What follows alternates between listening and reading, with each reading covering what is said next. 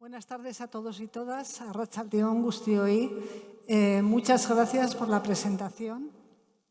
Creo que todos nos sumamos también a las felicitaciones a Juan Carlos y a los organizadores de este evento, que creo que merece la pena. Sí, por un pequeño detalle, Pilar es profesora de la Universidad de Navarra, que creo que... Sí. Entonces, bueno, pues yo creo que está bien decirlo, ¿no? Gracias. A ver, esta es la penúltima sesión de esta jornada y esta penúltima sesión está dedicada a una dimensión muy especial y muy importante de los datos, que es el papel de los datos en la educación y en la formación de ciudadanos capaces de interpretar la realidad y la cantidad de información que nos rodea, ¿no? Entonces, a lo largo de la jornada hemos ido viendo distintos ámbitos donde se han ido utilizando los datos. Se ha hablado de formación de talentos, se ha hablado también antes de la comida de cómo las administraciones tienen que velar por reutilizar esos datos abiertos y que esos datos sirvan para hacer innovación y hacer emprendimiento. Y ahora nos toca un papel muy importante, que es este papel de la educación, porque en todas las mesas ha aparecido el tema de cómo educar en datos como un tema transversal. Entonces, estoy rodeada de tres expertos con unos perfiles que son diversos, distintos, pero que cada uno creo que puede aportar una información muy valiosa sobre este tema, ¿no? Entonces, no voy a repetir quién es cada uno, Alberto, Fernando y Pilar, pero bueno, ya han quedado presentados.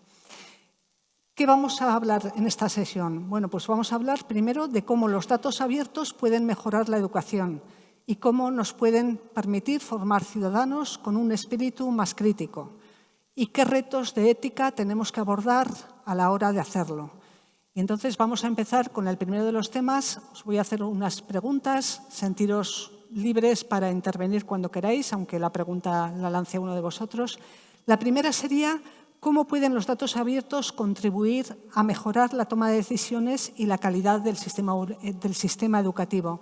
Quizás, Pilar, empiezas, si te parece. Muchas gracias. Buenas tardes. Quería dar las gracias a los organizadores, felicitarles en primer lugar y dar las gracias por contar conmigo. También quiero agradecer que a lo largo de toda la jornada se ha hablado de esa complementación, esa implicación de todas las áreas públicas, del área universitaria, junto con todas las líneas de trabajo que aquí se han ido enumerando. A mí me parece que el objetivo de la educación a distintas instancias es garantizar el aprendizaje, unos conocimientos y unas competencias, y que hay que distinguir, cuando estamos hablando de datos, la información del conocimiento. Y hay que distinguir, no aportar que esos datos tengan un significado y puedan ser integrados. Y no solamente de una manera relacional, sino que con un significado de por qué y para qué esos datos y esa información. Creo que hay operativamente tres objetivos. Un objetivo sería tener un marco pedagógico, se ha visto en el proyecto anterior. Segundo sería, también se ha visto a lo largo de todo el día, la formación de formadores, la formación de profesorado.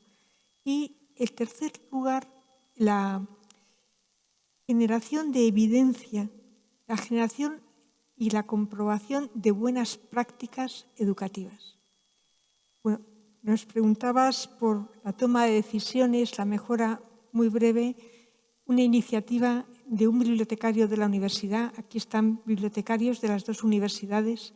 No es un bibliotecario temático de económicas, pero él era historiador. Y entonces había búsquedas de datos muy específicas, difíciles, y creó un asistente. Subió a un chatbot información sobre conceptos, términos, bases de datos y lo llamó John Locke. No como el de Perdidos, sino por el filósofo inglés. Y este chatbot lo ha hecho como su asistente y es verdaderamente útil a la hora de contestar y poder dar información a los profesores de ese área. Bueno, es un ejemplo que él dice que es muy útil, pero que necesita comprobación, necesita validación. Bueno, no quiero quitar más tiempo. Muy bien, Fernando, si te parece, darnos tu opinión. Yo, por mi parte, bueno, creo que a lo largo de la jornada de hoy ya hemos ido hablando bastante, ¿no?, del dato como motor, operador, etc. Y en el ámbito de la educación, pues al final yo creo que tiene que ser el GPS de hacia el dónde mirarnos, ¿no? Yo vengo de Ciudad Real, soy profe allí también y veo a los chavales en una zona eminentemente vacía, ¿no?, de la España vacía, en ese caso en el que, pues, por ejemplo, tienen las problemáticas de tengo que desplazarme todos los días para ir al centro, al instituto, a la universidad, lo que sea, ¿no? Creo que es de especial valor el llegar a conseguir, por ejemplo, que no solo con los datos que se tienen dentro de los centros, de tasa de abandonos, de calificaciones, de bondades, ¿no?, del profesorado, etc., por sí mismos pues no llegan a tener el valor total, ¿no? Si fuéramos capaces de llegar a cruzar esa información con otros como, bueno, pues no sé, estudiantes que se tienen que desplazar, seríamos capaces, por ejemplo, de establecer rutas, de optimizar, de planificar, ¿no?, a futuro también dónde poner un nuevo centro, ¿por qué no, no? En núcleos urbanos que puedan recoger varias urbes. Y ahí yo creo que, bueno, hay varios ejemplos, ¿no?, aplicaciones estilo Movit, autobuses, etc., creo que pueden aportar gran información que, pues, mezclados o integrados con datos abiertos, datos en general que se manejan en la Administración, pueden enriquecer ampliamente esto. Y ya no solo eso, sino también, bueno, yo desde que empecé la tesis, ¿no?, mi director siempre me introdujo la mejora continua, ¿no?, el PDCA Deming. Y ahí yo creo que nos encontramos también ante una oportunidad única de mejorar. A lo largo de los años, pues, ha habido varios cambios de leyes educativas. Yo, por desgracia, me han ido pillando la mayoría entre el cambio de bachiller, EBAU, la entrada a la universidad, etc. Y ahora, como profesor, también el cambio a la LUS. Entonces, bueno, lo he sufrido particularmente. Y yo creo que hay una oportunidad clave en este momento, ¿no? Es el aprender de lo que ha ido bien, de lo que ha ido no tan bien, de los distintos cambios, ¿no? Y llegar a ese punto en común de acuerdo para ir todos en esa misma dirección, ¿no? Parte de mejora continua, en este caso, del sistema educativo. ¿Quieres añadir algo más, Alberto? No sé si empezar. No, a ver, solo por introducir. Yo creo que uno del valor de los datos abiertos para la educación y para generar ese criterio en los estudiantes es que te permiten tener al menos una mejor foto de la realidad. Los datos abiertos, a ver, no digo que sean la realidad, pero te dan una primera muestra. Yo pongo de anécdota. ¿Qué cosa, cuando nosotros miramos un parlamento autonómico, el nacional, hoy, ¿qué falta? De repente faltan los datos. No hay ni siquiera un sitio donde tú puedes poner una presentación para que se muestren los datos. Entonces, para mí esto es una cosa obsoleta. O sea, que esto es del siglo... Ese parlamento estaba en el siglo XIX y estaba igual. Digo, pero el mundo no es para nada igual. Entonces, que los datos abiertos nos ayuden a tener ejemplos reales y que cuando decimos, no, es que hay mucho. Digo, ¿mucho? No. ¿Cuánto? O sea, hay el 97% o el 80% o el 12%. Y es que según cuando entramos ya en los datos, de repente hay decisiones que nos parecían sensatas que dices, pues entonces no estamos arreglando nada. Entonces yo creo que es esa herramienta que la podemos usar. Pero antes, hasta noviembre del año pasado, teníamos un problema, que es que para utilizar los datos o eras un tío así apañado y práctico o, digamos, pues requería ciertos conocimientos. Pero ahora con la popularización del acceso a herramientas de inteligencia artificial de agentes, de repente cualquiera que tenga interés en un tema puede llegar a conocer la realidad a través de los datos abiertos mucho mejor. Y como decía David, que no sé por dónde anda, todavía faltan muchos datos por salir hoy, también como decía Olga. Bueno, pues enlazamos un poco con la segunda de las preguntas que iba dirigido a formar ciudadanos que sepan interpretar datos. Entonces, quizás, no sé si, Alberto, ¿tienes algo más que decir? Sí, aquí... La pregunta sería, ¿qué papel puede desempeñar los datos en la formación de ciudadanos con capacidad de análisis y espíritu crítico? Sí, pero quiero apoyarme en una cosa que dijo el anterior ponente, que es la siguiente, que los datos signifiquen lo mismo. Y entonces aquí tenemos un problema que lleva vigente desde el año... Yo cuando empecé la tesis de los datos sobre datos abiertos, de hecho, yo soy doctor en empresa, pero no soy doctor en datos abiertos. ¿Por qué? Pues no había. Eso de los datos es, llamémosle, reciente. Que signifiquen lo mismo.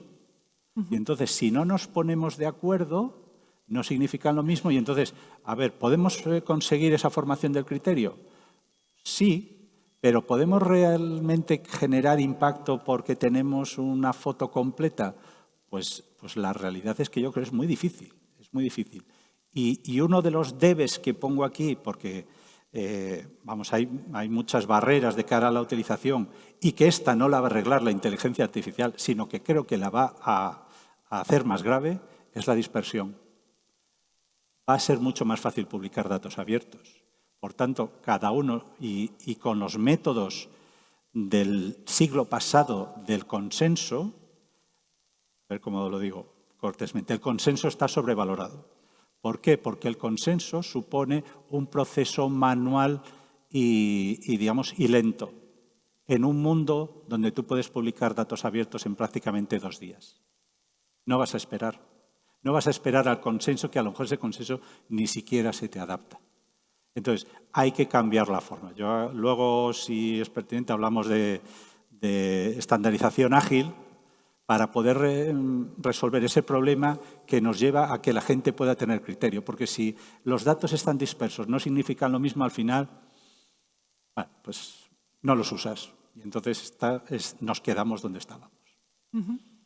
Fernando, no sé si quieres añadir tú alguna cosa más. En la línea de lo que comentaba Alberto, ¿no? La importancia del metadatado, de los principios FAIR, de no publicar por publicar, aunque sea complejo, ¿no?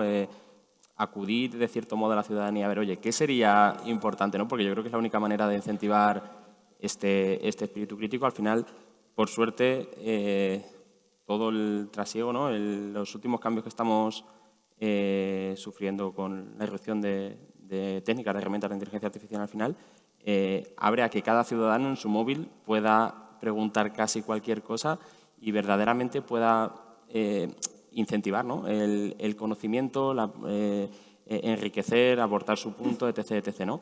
Entonces es clave, creo que en este momento en el que estamos empezando, entre comillas, esta nueva andadura que nos va a dar la vuelta por completo, bueno, creo que ya nos la está dando parcialmente, ¿no? Pues con lo que nos queda de aquí en adelante más aún, el darles las herramientas, ¿no? Para que al final, creo que estamos en el momento único en el que cada uno va a tener su punto de vista, cada uno va a poder enriquecerse de lo que hay, de aportar de lo suyo, ¿no? También, y es el ahora.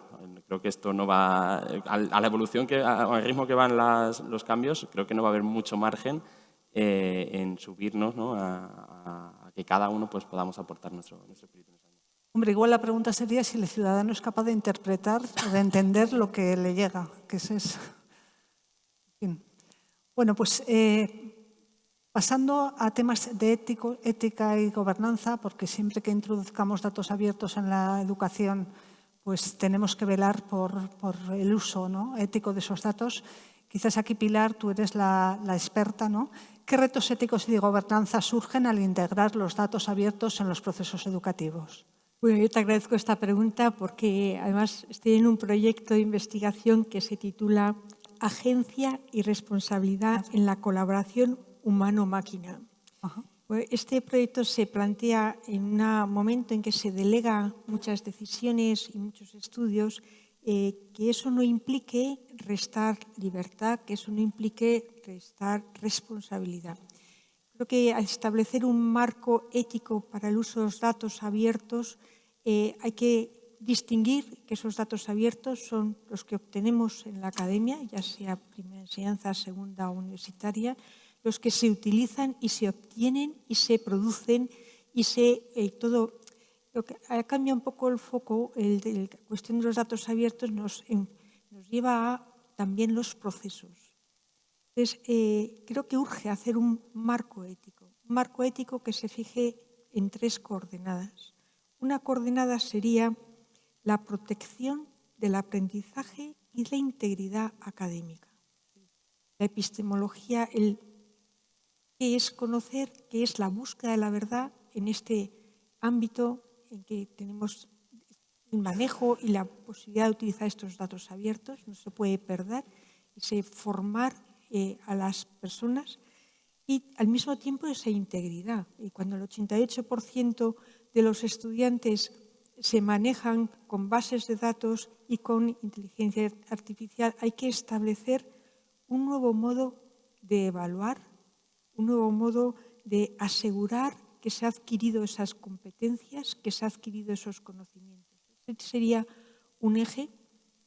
El segundo eje sería la protección de los derechos de tanto alumnos, de los ciudadanos, de los profesores, esa protección de esa privacidad, de esa no discriminación y ahí la equidad.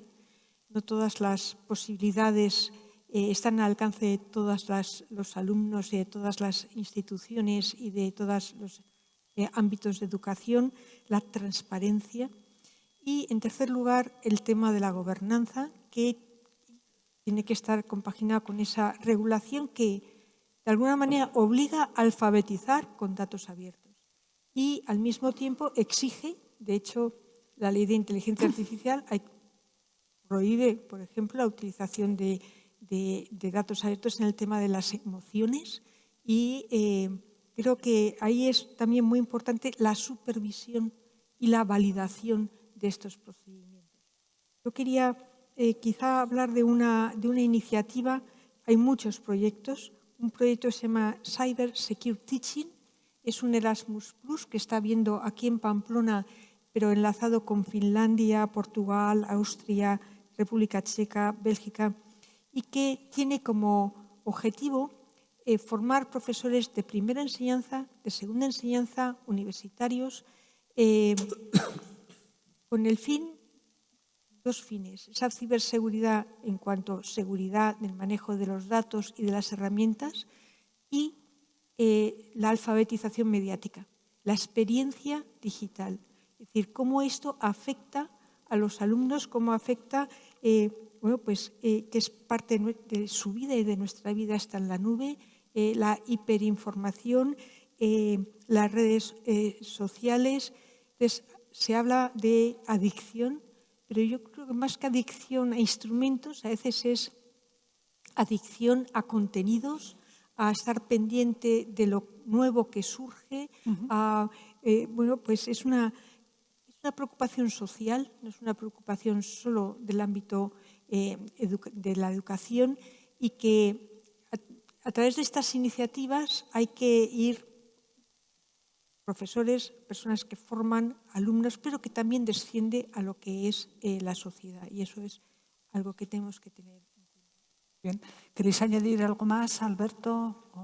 Yo, por mi parte, también lo comentaba Carlos esta mañana, ¿no? Carlos Alonso, todo el tema de los espacios de datos, al final, uno de los principios claves es el uso ético, tanto a través de la ejecución de los casos de uso, de que el conjuntos que yo utilice tenga un fin, etc., para al final el uso que se quiera dar, ¿no? Y lo que yo genero como resultado, que efectivamente cumpla unos mínimos que pueda volvernos a ese tipo de plataformas, reutilización, economía circular, etc., etc. Entonces, estamos también en ese momento en el que, como comentaba Pilar, hay que definir muy bien esos requisitos, esos criterios lo más objetivos posibles, que quizás sea el mayor problema, ¿no? Para continuar y fomentar esa cultura. Bueno, parece que la alfabetización en datos es un tema que hay que tomárselo en serio, ¿no? Entonces, quizás podríamos hablar sobre cómo integrar de forma transversal y estructural en el sistema educativo. No sé, Fernando, Alberto. Sí, tenía una cosa. Yo no sé si voy a poder las slides. Puedes proyectarlas cuando te interese. Pues sí, sería ahora el momento. Sí. Hay unas diapositivas. Vale. Mirad, precisamente de cara a facilitar eso, y no quiero decir que esto sea un recurso ya formal, porque realmente pues no he trabajado mucho, pero ¿qué es lo que he hecho? Si tú quieres realmente utilizar datos de forma masiva, lo que he hecho es federar todos los portales de datos de España. ¿Vale? Todos los que se han dejado de momento, todos los que tienen un API, lo puedo automatizar, ¿vale? Está ahí en spain.meloda.org, porque la idea ha empezado por España, pero a lo mejor seguimos por otros países, ¿vale? Y aquí me he hecho 4 ejemplitos de cómo podíamos... Son como 4 contenidos de prueba. Si os conectáis a la página lo veis en la parte de datos en el aula. Para, bueno, pues, ¿qué podemos hacer? Pues en lugar de enseñar demografía en general, pues oye, ¿por qué no enseño demografías con datasets abiertos de la demografía actual?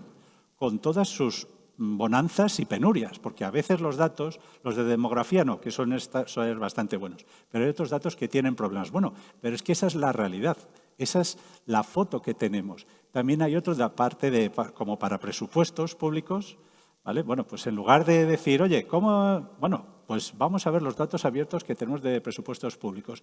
Y bueno, y por supuesto, bueno, hay otro ejemplo, y luego también para enseñar cómo la reusabilidad de los datos.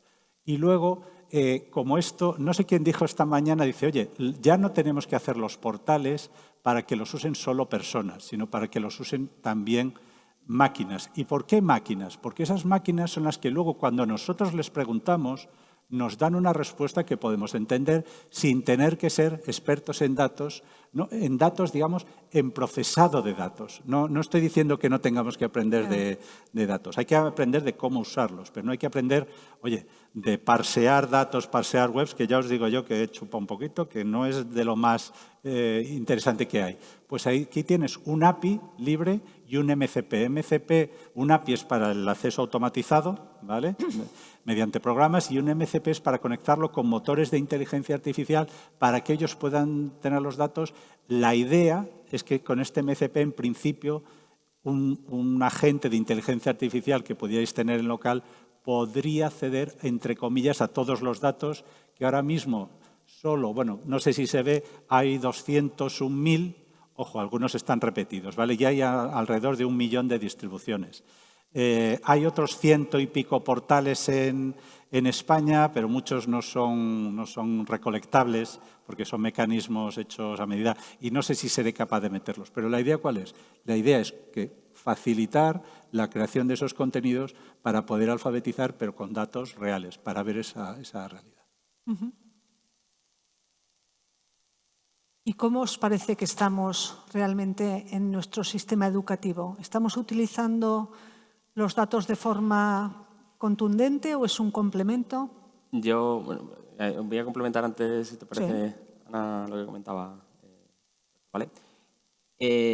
Yo creo que ahora mismo estamos en un punto en el que, bueno, esta mañana lo comentaban, ¿no? Ha habido muchas iniciativas a lo largo de los últimos años de alfabetización digital de forma general, ¿no? A la ciudadanía, cursos en distintas líneas, de ciberseguridad, ofimática, etc., etc., pero que ya va llegando el momento de dar el siguiente paso, ¿no? La base en muchos casos ya la tenemos y tenemos quizá, permítame la expresión, ¿no? Dejar de utilizar el Excel o saber dejar de conocer lo que es el Excel, ¿no? Que yo creo que ha sido durante muchos años para algunos pues uno de nuestros mejores amigos, pero ya hay que ir al siguiente paso. Y desde mi punto de vista creo que la estrategia, y así también bueno, lo estamos intentando hacer desde la universidad, es de forma horizontal y de forma vertical, ¿no? De forma vertical, lo comentaban antes, ¿no? con el proyecto Educadata, que hay que abordar varias vías. Quizá en la primaria, pues actividades pues, del estilo Minecraft programando, cosas más lúdico para los niños, las niñas, pueda ser un buen punto. Cuando lleguen a segundo, tercero, cuarto de la ESO, puede llegar a ser un momento para empezar a dejar a la gente ¿cómo digo? Puntear ese punto creativo, ¿no? de la gente y que empiece a trabajar con datos, de algún tipo de taller de robótica, de iniciación a la algoritmia, cosas así, sobre todo pues también aprovechando las nuevas tecnologías. Y ya llega el salto al bachiller y al FP. Aquí ya es cuando pues verdaderamente pueden empezar a conocer cierta parte estadística, cierta parte de analítica, etc., etc., ¿no? ¿Y dónde está ya el gran salto? La universidad. La universidad donde ya no es solo esa verticalidad, sino que se nos abren pues, todas las ventanas de las distintas áreas de conocimiento que hay, ¿no? Dentro del mundo de las ciencias, datos experimentales, conclusiones, estudios, los papers, que esa parte de estudiar datos siempre la llega. la línea del marketing, por ejemplo, análisis SEO, posicionamiento, análisis de sentimientos, etc., etc., que lleva una componente total y puramente basada en datos, ¿no? El área de las ciencias sociales, estudios demográficos, politicólogos, etc., etc. La parte de las matemáticas y la física, yo siempre lo he dicho, ¿no? Hay personas a las que le guardo especial respeto, los primeros mis padres, ¿no? Pues yo creo que algo natural, y lo segundo, los matemáticos, los físicos y los estadísticos, porque me parece la rama más compleja, ¿no? del conocimiento en este caso. Y por último, los técnicos. Al final, toda la parte de herramientas, desarrollos, etc., va muy ligada a esa rama tecnológica. Pero ¿qué va a ir pasando? Que con el tiempo, nosotros también lo estamos viendo en la universidad. Ahora, bueno, como pasará a vosotras también, ¿no? Cambia totalmente. O sea, tenemos que aprender a casi dar clase de nuevo. La IA revoluciona todo, ya no puedes hacer un examen, ya no puedes mandar un trabajo porque, bueno, digamos que tienen ayuda, ¿no? Básicamente. Y es aquí donde hay dos problemas. El primero, los alumnos. La parte del alumnado, ¿no? Pues hay que cambiar esa forma de incentivar. Ahora, por ejemplo, contaré en modo de cultura general, ¿no? Algunas de las experiencias que estamos teniendo nosotros. Y el segundo, el profesorado. El profesorado ahora nos tenemos que reinventar. Necesitamos medios, necesitamos herramientas, necesitamos licencias, por ejemplo, de algunas soluciones que sí requieren, ¿no? de esos rectorados, de disponerlas, ¿no? Comentaban también esta mañana el tema de las competencias digitales a nivel europeo, que bueno, en distintas universidades ahora están sacando los planes de formación interna más presentación luego a los exámenes para escalar. Y bueno, los conocidos planes de certificación también, ¿no? de Amazon, Microsoft, etc., etc. Pero ahí ya me pongo un poco el gorro de la experiencia, ¿no? Yo llevo 5 o 6 años dando clases, desde casi empecé el doctorado, y la primera vez que me senté, pues así, ¿no? Llego al aula la primera vez, no sabía si ponerme como Bellingham con los brazos abiertos o cómo hacerlo, ¿no? Y vi a los chavales, yo empecé dando clase de minería de datos. Yo tenía pocas cosas claras, salvo que quería un enfoque eminentemente práctico. Llego, lo primero que le digo es, chicos, no hay examen. Los chavales contentísimos, dicen, madre mía, nos quitamos de estudiar, no sé qué. Digo, no sabéis lo que se os viene. ¿No? Planteamos la asignatura como un proyecto completo, de principio a fin, te buscas tus datos, te los cocinas, hasta la presentación de conocimiento, ¿no? Utilizamos varias metodologías. Y le pregunté a los chicos, ¿de dónde vais a sacar los datos? ¿Qué pensáis que dijeron? ChatGPT. No, en ese momento no estaba todavía Kaggle, Hugging Face, Google Datasets, pero no se les ocurrió el portal de datos abiertos. A mí me llamó muchísimo la atención. Ese primer año, bueno, pues fuimos transcurriendo la asignatura, ¿no? Y llegó el segundo año. Y digo, no vais a utilizar datos de Holanda, de Reino Unido, de Estados Unidos, no. Vais a utilizar datos del portal. Vais a cambiar completamente, siguiendo la misma metodología, identifico, aseguro limpio datos, etc., hasta llegar a esa fase de conocimiento, pero con el dato que hay en el portal. O sea, creo que es la mejor forma desde las aulas de dar a conocer lo que hay, ¿no? Y la experiencia fue bastante chula, sinceramente. O sea, llegaron, hicieron un estudio de, oye, ¿en qué zona me interesaría más poner una plantación de placas solares? Por Y hicieron cosas bastante chulas. Luego evolucionó. Llegó la IA, digo, ya no les puedo pedir esto. Esto se lo pasan a ChatGPT, a Gemini, y en 2 semanas, asignatura completa. A ver qué hacemos el resto del cuatrimestre, ¿no? Pues les fui inculcando temas de gobierno y calidad del dato. Pues en ese momento también, 2023 más o menos, estábamos en el desarrollo de las especificaciones, de que cuando identificaban los datos tenían que llegar a pasar un proceso de curación, de evaluación objetiva, que tuvieran que sacar reglas de negocio, etc., etc. Y la experiencia fue bastante positiva. Digo, voy a dar otra vueltecilla de tuerca. Y llegan la IA a tope, empiezan los MCPs hasta este año. Y en este año ya no es solo identifico datos del portal, los evalúo, incluyo buenas prácticas de calidad de gobierno, sino que ese conocimiento que generan como parte de sus estudios les he pedido que lo evolucionen y que lo pongan a servicio a través de MCPs, para que yo como profesor en este caso, pues una de las formas de evaluarlo sea hacer consultas semánticas sobre esos conjuntos de datos. La experiencia, la leche. De cara al año que viene, pues uno de los últimos días me dijo, profesor, uno de los alumnos dice, profesor, ¿qué es eso de los espacios de datos que estás compartiendo en LinkedIn? Y llegué a pensar, digo, o les presento el año que viene que cojan los datos de espacio de datos o me voy de la asignatura. Yo creo que ahí ya no hay más punto, ¿no? Sí. Entonces, nada, simplemente, bueno, que al final es una experiencia personal, ¿no? Cada uno pues va teniendo las suyas y creo que es bastante positivo el ir poquito a poco, ¿no? Inculcándonos a eso. Luego también, nosotros dentro de la Escuela Superior de Informática, otra experiencia es el tema de la IA. O sea, sí o sí hemos tenido que reinventarnos totalmente. Cursos de desarrollo de software basados en IA, de vibe coding, de specs, porque, claro, desarrollos que antes un proyecto te puede llevar un cuatrimestre, en 2 días lo tienen hecho. Ya. O sea, eso es un cambio total, con el riesgo, además, de que, sabéis, el tiempo que supone preparar materiales, aprender,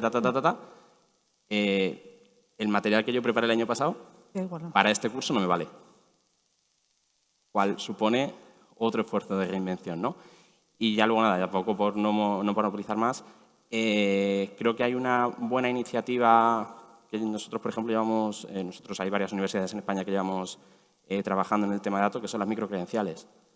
Nosotros, a través de las microcredenciales, hemos lanzado, bueno, lanzamos hace como un par de años 2 microcredenciales, una de calidad de datos, otra de gobierno de datos, y al final, bueno, varios de aquí, de hecho, habéis participado. Ahí doy siempre las gracias a Albérica, a Carlos Alonso, al resto del equipo. Y si alguien está interesado en participar, porque intentamos llevar ponencias de casos reales a las micros, ¿no?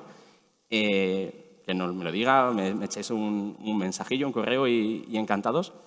Porque el enfoque es eso. O sea, al final, con la tontería, entre comillas, en estas 3 ediciones por 2, 6, hemos llegado a formar más de 400 personas. Profesionales, además. Pilar, si quieres añadir algo más. Estoy de acuerdo con Fernando. Y antes, cuando veía Ducadata, también pensaba, qué importante es establecer las competencias que tienen que formar parte en este aprendizaje de datos abiertos. Porque no se trata de hacer programadores, se trata de utilizar esos datos abiertos en la formación. Y en ese sentido, pues hay que integrar esa alfabetización, que es de lo que va la cuestión en esta fase, integrarlo en todas las materias. Hay que hacer iniciativas como la que se ha hecho y ver de qué manera eso se integra en cada una de las áreas.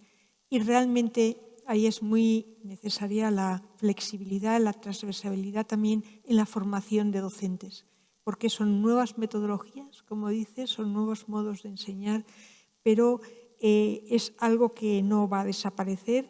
Y bueno, pues me estoy acordando de un proyecto de investigación cualitativa con alumnos de primero de medicina. Muchos usan bases de datos, muchos usan muy bien la usan mucho para estudiar, les mejora mucho, pero cuando se les preguntó, dijeron que realmente tiene muchos beneficios, pero estaban preocupados. Preocupados por la fiabilidad, preocupados por cuestiones de ética del trabajo, que puede llevar uno un poco de dejarse pereza o hacer atajos.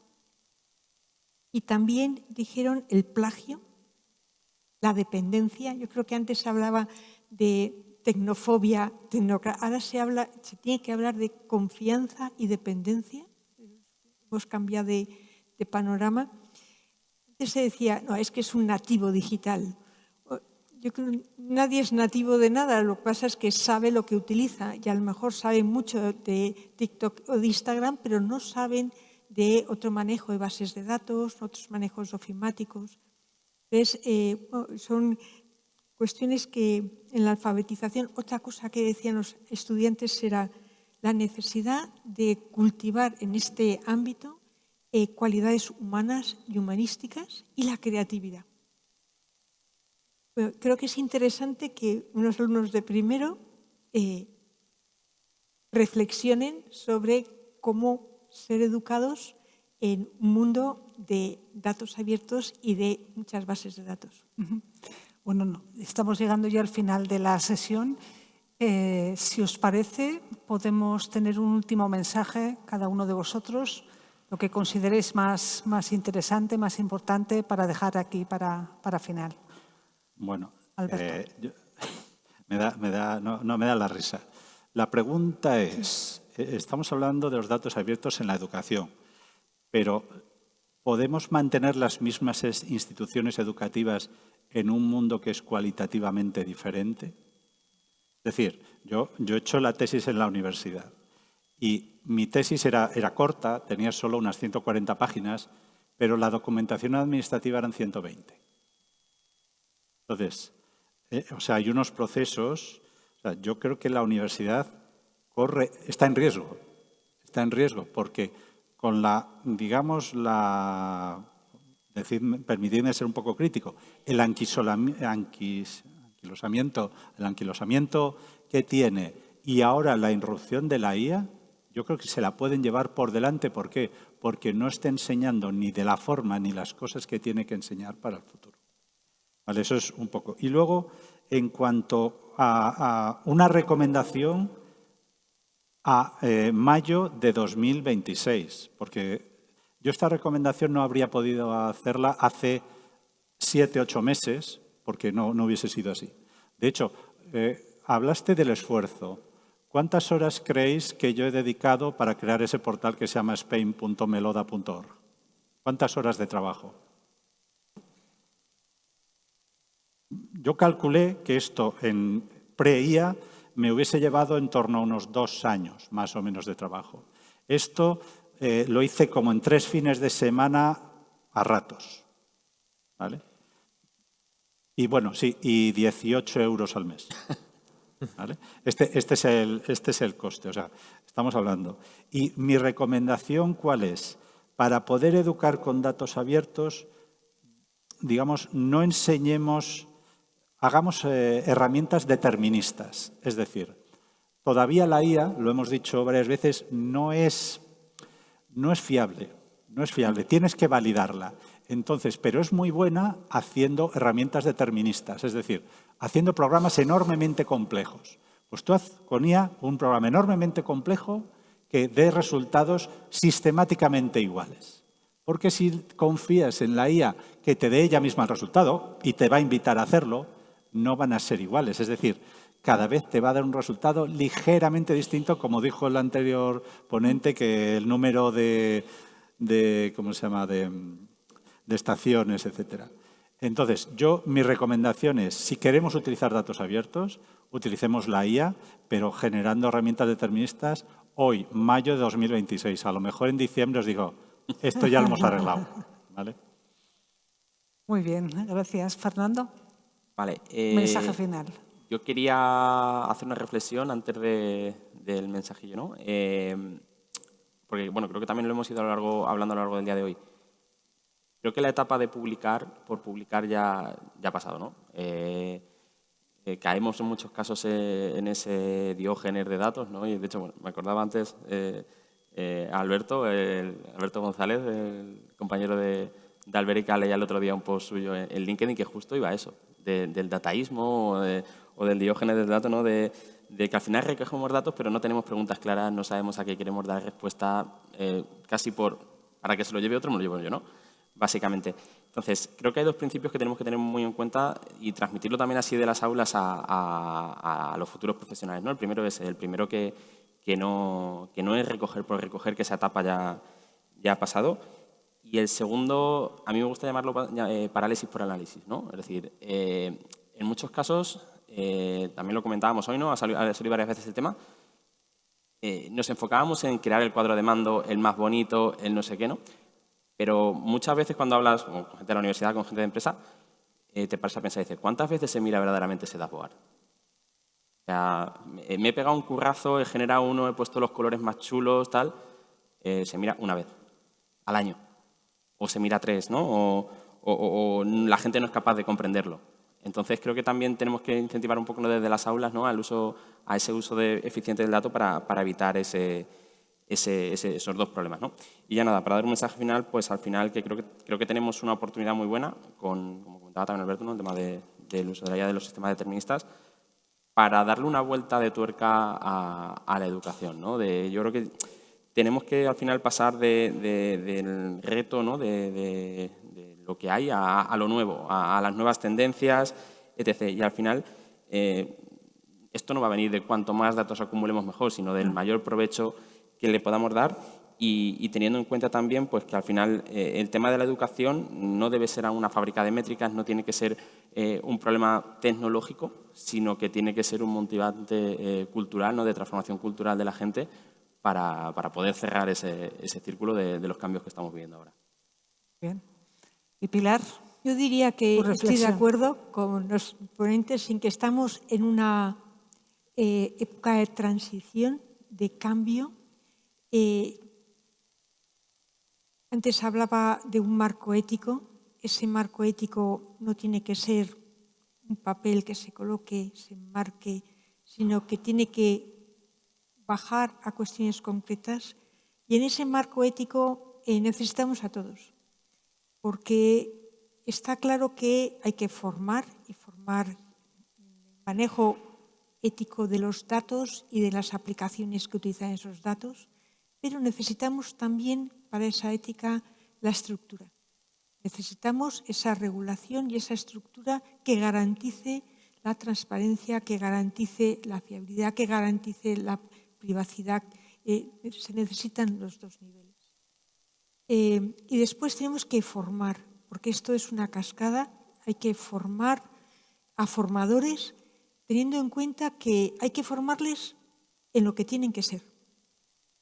No solamente competencias tecnológicas y de manejo de datos, sino tienen que ser maestros, profesores, la propia identidad en la formación. Y por ahí es por donde también va a venir el buen cambio, no el querer adaptar a situaciones que pueden desplazar lo que es la formación. Quería acabar con una frase de un periodista de Chicago que decía: el propósito principal de la educación es convertir espejos en ventanas. Y para eso necesitamos los datos bien utilizados y la tecnología bien utilizada. Pues muchas gracias. Ha sido un placer conversar con vosotros sobre este tema. La verdad es que ha quedado bastante claro que la alfabetización en datos nos hará ciudadanos mejor preparados para tomar decisiones. Las decisiones hay que tomarlas con datos. Y a mí me gusta decir que hará ciudadanos más libres. Y con eso terminamos. Muchas gracias al público.